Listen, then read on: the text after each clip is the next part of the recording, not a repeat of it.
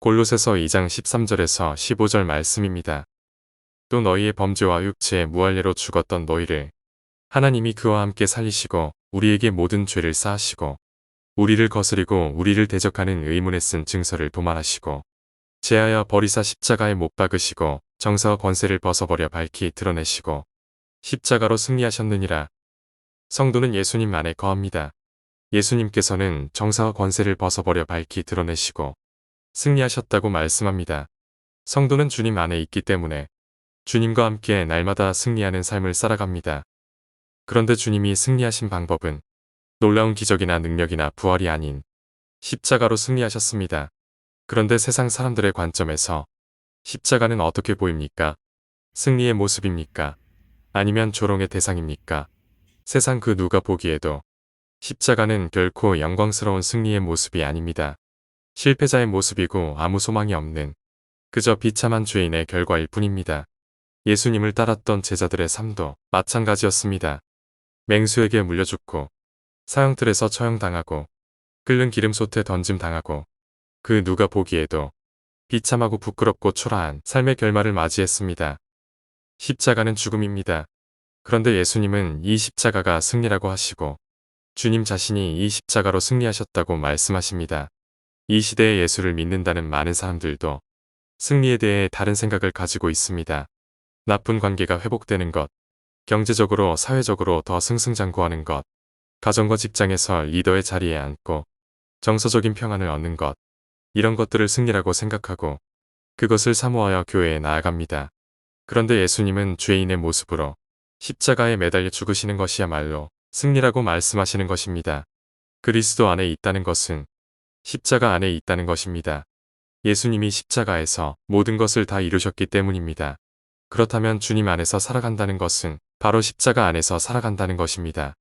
그래서 주님께서는 제자들에게 누구든지 나를 따라오려거든 자기를 부인하고 자기 십자가를 지고 나를 따르라고 말씀하셨습니다. 그렇다면 그 안에서 행하는 모든 행위와 삶은 십자가를 자랑하는 행위가 되는 것입니다. 그리고 그 안에서 행하는 모든 것들은 당연히 전부 죄로 드러나는 것입니다. 말씀에 순종하는 것도, 사랑하는 것도, 봉사나 기도, 모든 삶이 전부 죄인으로만 드러난다는 것입니다. 이것이 바로 자기 십자가를 지고 그리스도 안에서 행하는 것입니다. 주님은 그러한 죄인을 부르러 왔다고 말씀하십니다. 그래서 복음을 전하면 반드시 죄가 드러납니다. 예수님의 첫 번째 메시지가 회개하라인 이유도 바로 이것입니다. 자기가 아무리 말씀에 순종해도 모든 말씀을 다 알고 배우고 깨달아도 십자가 없이는 모두 지옥이라는 것이 복음입니다.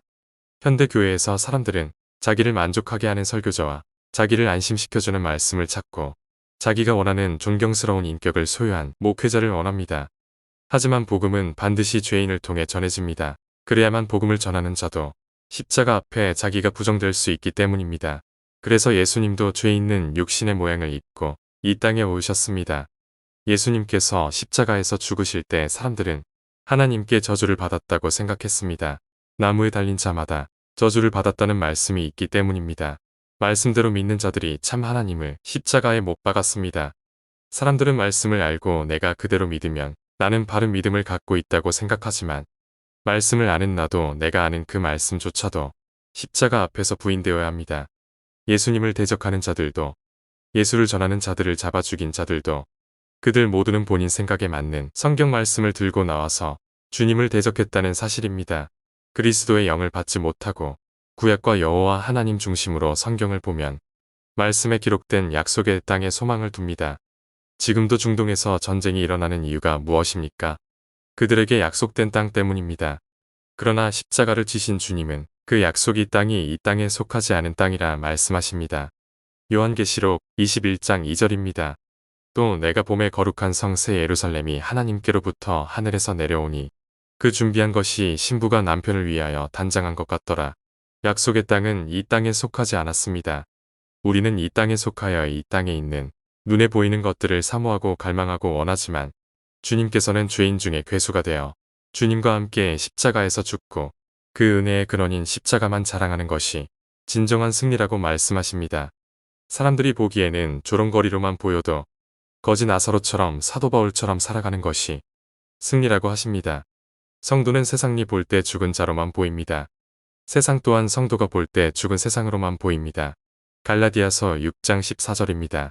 그러나 내게는 우리 주 예수 그리스도의 십자가 외에 결코 자랑할 것이 없으니 그리스도로 말미암아 세상이 나를 대하여 십자가에 못 박히고 내가 또한 세상을 대하여 그러하니라. 복음을 전하면 세상에서 기대할 수 있는 대우는 한 가지입니다. 찌꺼기처럼 여겨지는 것입니다. 고린도전서 4장 12절에서 13절입니다. 또 수고하여 친히 손으로 일을 하며 모욕을 당한즉 축복하고 박해를 받은즉 참고 비방을 받은즉 권면하니 우리가 지금까지 세상에 더러운 것과 만물의 찌꺼기 같이 되었도다. 우리가 지금까지 세상에 더러운 것과 찌꺼기 같이 되었도다. 왜 그럴까요? 성도도 이 땅에 속한 자가 아니기 때문입니다. 주님과 함께 승리하는 삶을 살아가고 싶으십니까? 십자가만 자랑하는 성도들이 되시기를 축복합니다.